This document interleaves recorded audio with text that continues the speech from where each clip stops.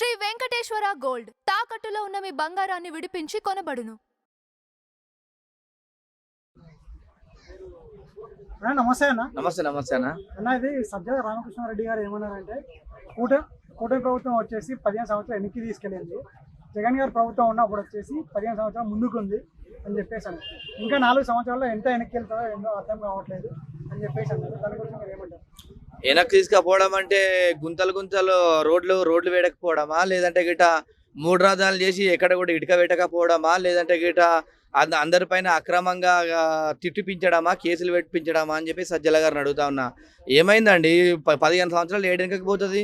మీ government ఉన్నప్పుడు హైదరాబాద్ నుంచి సంక్రాంతి పండుగ అసగడ పోదామంటే కొత్త కారు కొనుక్కొని పోదామంటే ఆ కారు బంపర్లు ఇరిగిపోయినటువంటి పరిస్థితి మనం చూసినాం సంక్రాంతి టైంలో. రోడ్లు మొత్తం జపాంగ్ అని చెప్పేసి ఆంధ్ర మేము భూమయ్యా, ఈ రోడ్లను చూస్తే మా కార్లు మొత్తం ఖరాబ్ అవుతున్నాయి, పిల్లలకి ఇబ్బంది అవుతుంది, రావడానికి కూడా ఇబ్బంది అవుతుంది అని చెప్పేసి స్వయాన హైదరాబాద్ ప్రాంతంలో ఉన్నటువంటి ఉద్యోగస్తులు అందరూ బాధపడ్డారు. అదా వెనకపోవడం అంటే ఇవాళ చూసుకుంటే 3 రాజధానుల విషయం అని చెప్పేసి ఇలా విజయవాడ మన ఏది వైజాగ్ కానీ తర్వాత కర్నూలు అని తర్వాత ఇంకా 3 రాజధానులు తీసుకొస్తా అని చెప్పేసి ఒక్క ఇటుక ముక్క కూడా కట్టనటువంటి వైసీపీ ప్రభుత్వం సజ్జల గారు మాట్లాడేది అంటే ఇట్లాంటి పరిస్థితి చేసింది చంద్రబాబు నాయుడు గారు. ఇవాళ చూసుకుంటే గిట కూటమి ప్రభుత్వం ఇలా రాజధాని అభివృద్ధి పరుగులు పెడుతుంది. ఇలా రాజధాని కావాలి కంపల్సరీ. రాష్ట్రానికి ముఖ్యంగా రాజధాని లేని మన రాష్ట్రం ఏ విధంగా నడుస్తుంది, మన ప్రజా సంక్షేమ పథకాలు కానీ ప్రజా సంక్షేమం ఏ విధంగా నడుస్తుంది, ప్రజలకు సేవ ఏ విధంగా అందిస్తామని చెప్పేసి రాజధాని నిర్మాణం చేపడుతుంది. కాబట్టి చంద్రబాబు నాయుడు గారు చాలా మంచిగా నడుస్తుంది. వాళ్ళు అట్నే మాట్లాడతారు. వాళ్ళ ప్రభుత్వంలో ఒక రోడ్డు కూడా లేదు. అందుకే ప్రభుత్వం 153 సీట్ల 153 సీట్ల నుంచి 11 తీసుకొచ్చారంటే వాళ్ళు ఎంత మంచి పరిపాలన ఇచ్చారో మీరు కూడా అర్థం చేసుకోవాల్సి ఉంది. సో అలాగే ఇంకొకటి ఏంటంటే ఇప్పుడు వచ్చేసి మీ ఊర్లకి మీ మండలాలకి వల్ల కూటమి నాయకులు వస్తే వాళ్ళని ప్రశ్నించండి, మీరు ఇచ్చిన హామీలు ఏమైంది అని చెప్పేసి ప్రశ్నించండి, ఏమన్నా ఉంటే మేము చూసుకుంటాము, నాకైనా మేము సపోర్ట్ ఇస్తాము అని చెప్పేసి అన్నారు. దానికి ఇప్పుడు ప్రజలు ప్రశ్నించడానికి కోసమేనా గత 5 సంవత్సరాలు మీకు అధికారం ఇచ్చింది? అంటే మీరేం చేస్తున్నాయా అంటే ప్రజల ముందర పెట్టి ప్రజలు అంటే వాళ్ళు భయపడతారు. వాళ్ళని అడగాలని ఏం చేయాలన్నా కూడా మీరు ప్రజల పక్షాన కొట్లాడాలి, మీరు అడగాలి. అధికారం వచ్చినప్పుడేమో సీట్లలో కూర్చొని జీతాలు తీసుకుంటారు, అధికారాన్ని వినియోగించుకుంటారు, అన్ని విధాల విలాసమైన జీవితం గడుపుతారు. అంటే ప్రజల కోసం కొట్లాడేటప్పుడు అవన్నీ గుర్తు రాలే మీకు? అంటే ప్రజలే కొట్లాడాలని మరి ఏం ప్రతిపక్షం హోదా వహిస్తారో ఏమో.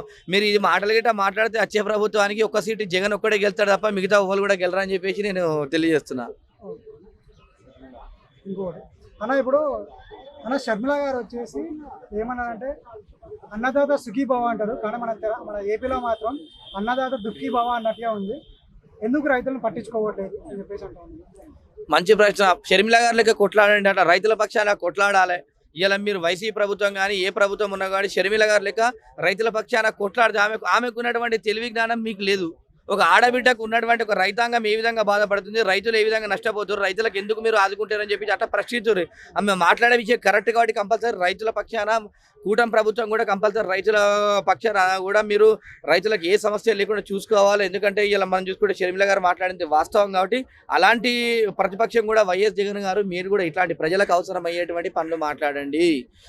రైతులకు సంబంధించిన రైతు రాజ్యం, ఇలా రైతులు మనం ఏమంటాం, రైతులు ఏంది రాజ్యం లేదంటాం, రైతు రాజ్యం అంటాం కాబట్టి కంపల్సరీ రైతుల కోసం పోరాడి చేయండి. షర్మిల గారికి ఉన్నటువంటి జ్ఞానం మీ పార్టీ వాళ్ళకి కూడా లేదంటే మీరు ఎంత దుర్మార్గమైనటువంటి పరిస్థితి ఉందని చెప్పి అడుగుతున్నాం. వాళ్ళకి తెలివి ఉంది కాబట్టి జనాల మధ్య తిరుగుతున్నారు. తెలివి లేకనే జనాలు ఇవ్వమంటున్నారు. తెలివి ఉంటే కంటే వాళ్ళే కొట్లాడతారు. ఇప్పుడు షర్మిల గారు ఎట్లా మాట్లాడారండి, నేరుగా రైతుల కోసం మీరు ఎందుకు చేయటని చెప్పి నిర్భయంగా అడిగిందామే. అట్లా అడుగురి. ప్రతిపక్ష నాయకుని హోదాలు ఉన్నది ఏంటంటే ప్రజల పక్షాన ప్రతిపక్షం ఎందుకు ఉంటుందండి? ప్రజల కోసం పోరాడేటోళ్ళకి ప్రతిపక్షం ఉంటుంది. మీకు 5 సంవత్సరాలు అధికారం ఇచ్చినప్పటికీ కూడా మీరు అధికారం లేనప్పుడు ప్రజల కోసం మేము మాట్లాడడం చేయమంటే సరికాదు కదా. అంటే ఏదో మళ్ళీ ప్రజల మీద రుద్దాలని చెప్పేసి సరికాదు. ఎందుకంటే ప్రజల పక్షాన మాట్లాడాలి, ప్రతిపక్ష నాయకులు మాట్లాడాలి కాబట్టి కంపల్సరీ ప్రజల కోసం మాట్లాడి ప్రశ్నించారు, కానీ అడ్డమైన మాటలు మాత్రం మాట్లాడదని చెప్పి తెలియజేస్తుంది.